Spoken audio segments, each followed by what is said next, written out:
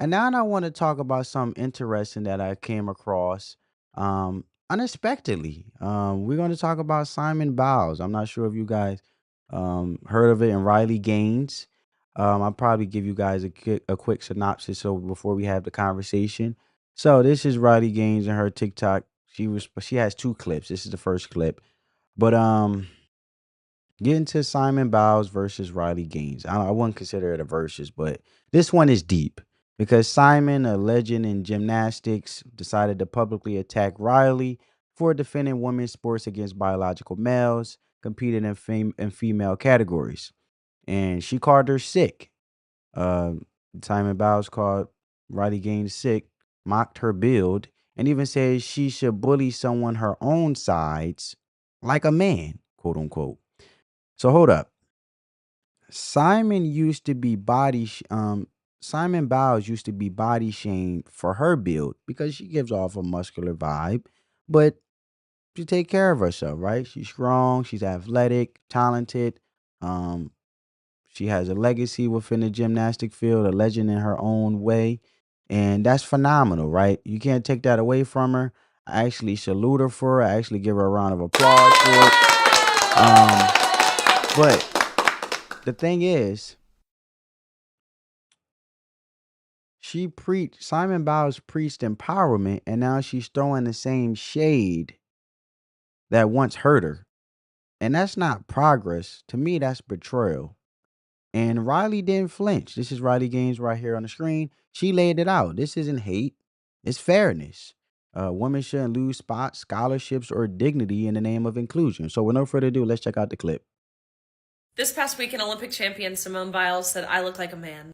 Let's unpack this. Brief background on me: outspoken Christian, outspoken conservative, outspoken Trump supporter, outspoken advocate for keeping men out of women's sports, which is just about the least controversial take on the entire planet. But because of that take, Simone Biles posted this on X, like literally out of the blue.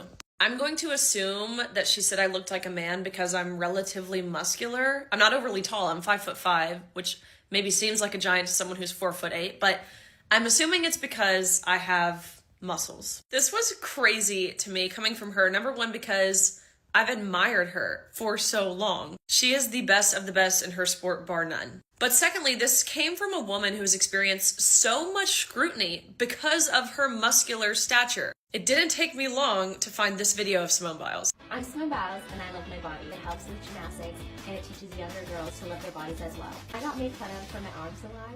Some people would say like mean things. They used to call me like a soldier. At the time, it didn't make me feel the best, so I wore sweaters or jackets all year long. For body shamers, let me see. I feel like if you love your body, then that's all you can do, so it doesn't matter what anybody else says. So I think they have to learn to fall in love with themselves. And I think it's out of jealousy sometimes. Crazy, she's been a part of all of these body positivity campaigns and even explicitly sent a message to body shamers and then body shame me. So I have a question for Athleta, one of Simone Biles' sponsors, who claimed they sponsored her to empower young girls. Is this what you call empowering women and girls? Because I don't think so. I think I'll spend my money elsewhere. And in the meantime, I'm going to continue to use my platform to actually empower women and girls. And family, you know what's interesting about this? She was very strategic when she responded. You want to know why? Because if you want to really get somebody to feel the full effect of the consequences of their actions, hit them where it hurts. And the place where it hurts is they money. Everybody tight with their money. You know, a lot of people preach or say, "Oh no, I'm a Democrat. Oh no, I'm a Republican." But we all conservatives when we come to our money. We don't want nobody touching our money, our moolahs. I tell you, because we tight. We want to control it and we want to use our money and allocate it for what we want to allocate it for. I think we all can agree with that. But the thing is, um, is interesting because women shouldn't lose spots when it comes to scholarships or dignity in the name of inclusion. And if you want a lane for trans athletes, in this case, Simon Biles, since she seemed to be advocating for them, then build one. Don't bulldoze the lane women fought for.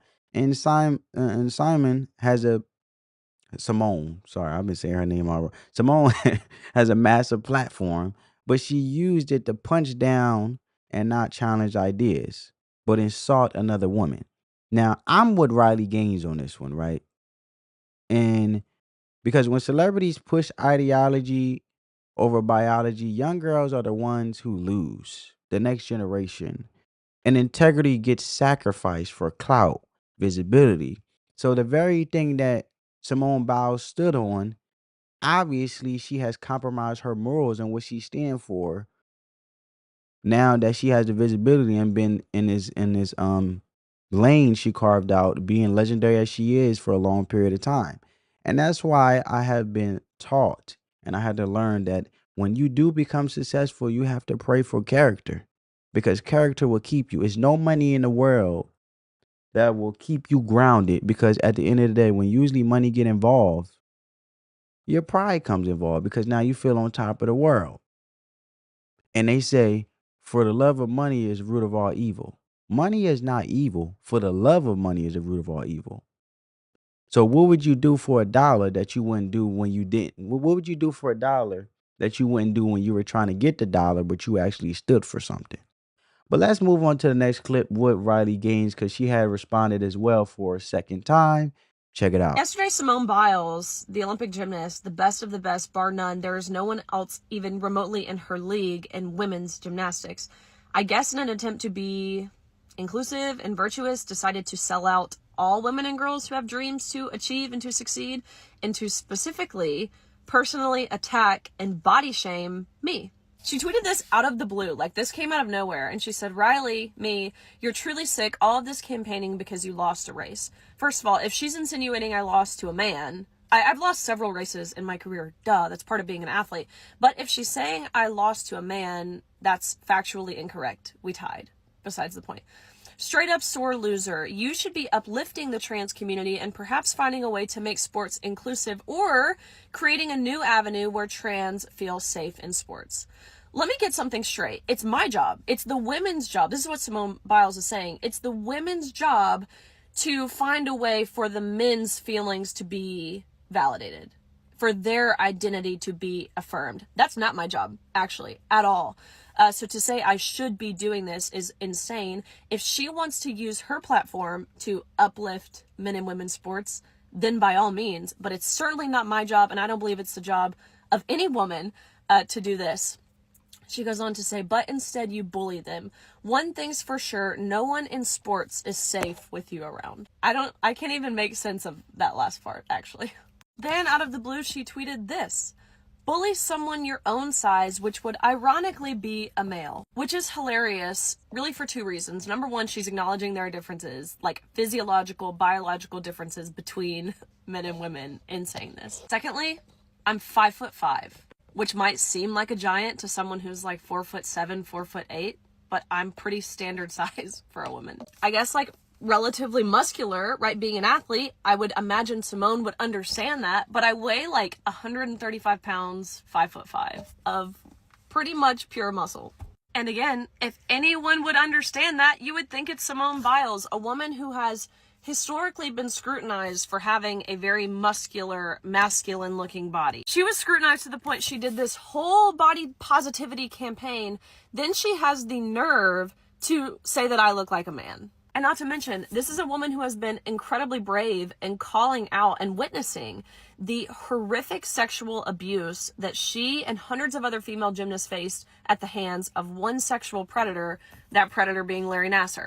In the same breath, believing that vulnerable women should be forced to strip down naked in front of men in locker rooms so long as it makes the man feel happy. If Larry Nassar came out as trans, would Simone think it's responsible or safe for him to be housed in a women's prison? To be very, very clear, I could care less what Simone Biles says about me.